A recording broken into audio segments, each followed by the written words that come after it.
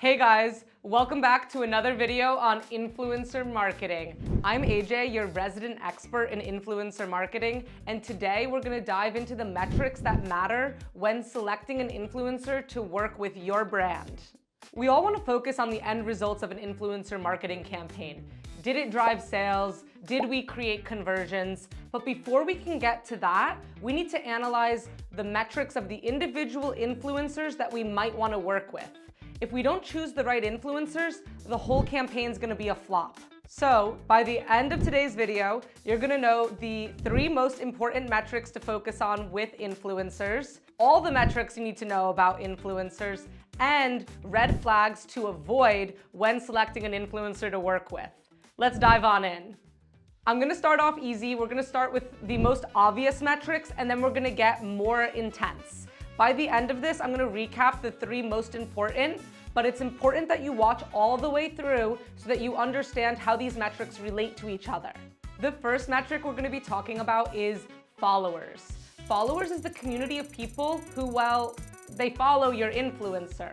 On platforms like Instagram, TikTok, and Pinterest, this metric is referred to as followers, but on a platform like YouTube, this metric is referred to as subscribers. The next metric we're gonna talk about is average likes and comments. Now, hold your eye rolls. I know that is a really obvious metric because it's the average likes and comments that an influencer gets. However, it's important that we define average likes and comments before we jump into the next metric, which is engagement rate. Engagement rate can be defined by one big question. How much does the audience actually care? It might look impressive if an influencer has a ton of followers, but if none of those followers are actually engaging with the influencer's content, it doesn't really matter. So engagement rate is a super important metric to decide if the audience would purchase your product from this influencer. Engagement rate is not calculated through guesswork. There's a clear formula you can use when you want to calculate the engagement rate of an influencer. So I'm gonna outline that formula now, and I am by no means a mathematician, so bear with me and I'll try to make this as simple as possible. So first, we will take the average number of impressions, such as likes and comments. So we will add the average number of likes and comments the influencer gets. We will then take that number and we will divide it by the number of followers the creator has. Once we have that next number, we will multiply it by 100, and that will give you the engagement rate.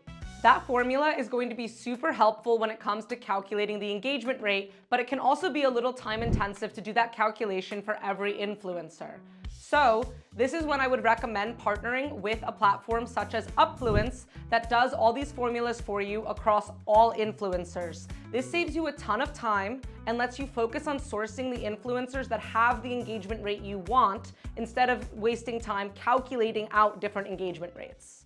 Moving right along, we're now going to talk about saves and shares. Saves and shares exist on both Instagram and TikTok. However, they're a little different on each platform, so let's break it down. First up, shares on Instagram. This defines the total number of times a post has been shared to an Instagram story or via direct message. Shares is a metric that you can see if you are logged into an Instagram account. So it's not a fully public metric that you can see if you do not have an Instagram account. But if you are logged into Instagram, you can see the number of shares a post has. On TikTok, shares are any time that a post was shared. So if the link was copied and shared via any messaging platform or DM'd in an app, then that counts as a share. Just like Instagram shares, TikTok shares can only be seen if you are logged into a TikTok account. Next up, let's talk about saves on Instagram and favorites on TikTok. They function very similarly, except that on Instagram, they are called saves, and on TikTok, they are called favorites. When a content is saved or favorited on either platform, it can be a strong indicator that users are taking value from that content. This metric can be especially important if you're making evergreen content like shopping guides or how-to videos. It's super important to note here, guys, that on Instagram, saves are not visible, even if you're logged into an account. The only person who can see the number of saves on a post would be the influencer themselves in their post analytics. On TikTok, however, you can see the total number of favorites a post has as long as you are logged into a TikTok account. Up next, we have impressions and reach. These are two different metrics that often work together, so let's make sure you understand both. First up, we have impressions. This is the total number of times that your content was seen. Then we have reach, which can be defined as the total number of individual users who saw your content. So let's say that I'm logged into an Instagram account and I see your content. I'm only going to impact your reach by 1, no matter how many times I see your content. So even if I see it 10 times, I will only impact your reach metric by 1.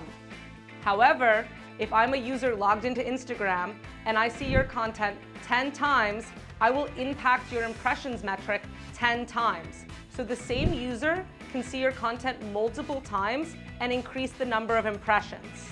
The key difference between impressions and reach is that impressions tells you the total number of times your content was seen, while reach tells you the total number of individual users who saw your content. Moving right along, we're going to be talking about demographics of an influencer's audience next. When you envision your ideal client, I'm sure you have a customer persona that comes to mind. Wouldn't it be great if you could match the influencer's audience to your customer persona? Using influencer audience metrics, you can 100% do this. I want you to think about it this way. The influencer is the channel and the influencer's audience is your target. So you want to make sure that the audience's metrics align with your key customer persona. Some audience metrics that might be important include audience location, audience age, and audience gender. In a dream world, you would be able to identify the demographics of an influencer's audience by simply looking at their profiles. In reality, it's not always so clear-cut. So I have two main strategies you can try in order to identify the demographics of an influencer's audience. The first strategy would be to ask the influencer to provide you with a media kit. Think of a media kit kind of like a pitch deck. It's where they're going to put all their best information and present it to you so you know exactly what you're getting.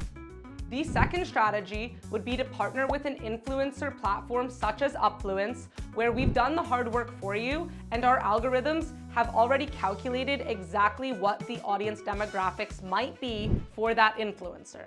All right, guys, one more metric we're gonna define today, and I will warn you, I've saved the hardest and most important metric for last. So make sure you put on your listening ears here and don't be afraid to take a screenshot because there will be another formula coming up in 1 minute. Drum roll, please. The most important metric is estimated media value, or EMV. EMV is based on the total number of engagements and reach that an influencer gets on their content. Based on the reach and engagement of an influencer, we can generate an estimated value for what that influencer's content is actually worth. This is a super powerful metric when you're trying to establish a budget for a campaign or going into negotiations with an influencer. Just like engagement rate, EMV is not calculated with guesswork, and we do have a formula in place. Before I get into the formula, I need to define one other term. So we're gonna talk about CPM, or cost per mille. Cost per mille is defined as the amount that an advertiser will spend for every 1,000 impressions on digital media. So cost per mille can also be known as cost per 1,000 impressions. For the industry standard for influencer marketing, we can use the number $6.50. Now, your company or your niche might have its own specific CPM. You can calculate a CPM by either looking at historic data of other campaigns, or you can ask your AI best friend, ChatGPT, to define what the CPM for your brand or your niche might be. Okay, guys, now let's get into the actual formula. So, to start, you will take CPM and you will multiply it by the total estimated number of impressions.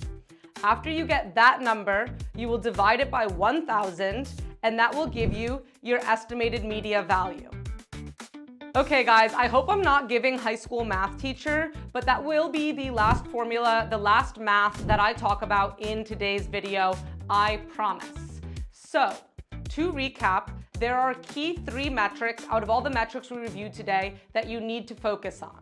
And those metrics are, first, engagement rate, then audience demographics, and finally, the estimated media value. These 3 metrics will give you the best prediction to make an educated guess when partnering with an influencer on if they can drive profit for your brand. All right, guys, so now we've defined the key metrics when identifying an influencer. But these metrics aren't all that you need to focus on. You also need to make sure that you do not get caught up in the red flags of bad influencers. Okay. I know that was cheesy, but I needed to make sure that you guys were still paying attention. Now, let's break down 4 major red flags that you want to avoid and why. Red flag number 1 would be sudden spikes in following. So, if an influencer has 1,000 followers one day, and then you look 2 days later and they have 100,000 followers, that is super suspicious and can be a clear indicator that that influencer has purchased bot followers. Bot followers will not buy your product and they're not engaged with the influencer, so it's a really bad thing if an influencer is doing this. The only exception if you see a sudden spike in following would be if you go and investigate the influencer's most recent posts. If they've recently had a super viral piece of content, this might make sense because they might have a sudden spike in followers. But if you don't find viral content, that influencer is probably not trustworthy to work with. Red flag number 2 would be a low engagement rate on a low number of followers. So this comes into play if you are looking at nano and micro influencers with a small following and they have a low engagement rate. If you see that, you're going to want to turn around and run away. That is not an influencer you want to work with. As we defined earlier, engagement rate is basically how many of their followers actually care. So if they have a low amount of followers and not many people engaged, you will not be reaching a lot of people who could potentially buy your product. Red flag number 3 would be if there's a lot of generic, repetitive, or bot-like comments on the influencer's posts. Real followers are going to leave real comments. These comments will vary in style. Some of them will have emojis, while other ones might be asking an interesting question. If you open an influencer's comment section and you see the same comments, maybe the same emoji over and over again from various people, that's a good sign that those are bot comments that the influencer has purchased. And as we talked about earlier, if they purchased those comments or those followers, they are not real and they're not going to potentially buy your product. The 4th and final red flag would be if there's no audience insights available. The 2 main reasons an influencer might not be able to provide you with audience insights would first be because they purchased their followers, so there is no real audience insights, or 2, their audience doesn't align with your brand demographics and they don't want to tell you that. In both of these scenarios, that is a huge red flag. Influencer platforms like Upfluence can help you establish what influencers are real, what influencers are fake. They'll run analytics on all sorts of metrics from the percentage of real followers all the way to the influencer's audience demographics. Partnering with a platform is a great way to minimize the amount of time you're spending vetting influencers and maximizing the amount of time you're doing outreach and then potentially working with these influencers. All right, guys, let's wrap up today's video. Today, we defined the most important metrics for influencer marketing and talked about some red flags to avoid. Today, we established that finding the right influencer is not as straightforward as it seems. It's not just about what influencer matches you from an aesthetic perspective. There's real numbers, metrics, and audience trust that you need to evaluate before you decide to partner with an influencer. In upcoming videos, we're gonna actually talk about what real influencers have to say about working with brands, campaign metrics, and how to write an email that actually gets a response from influencers. So make sure you hit that subscribe button or keep watching this playlist.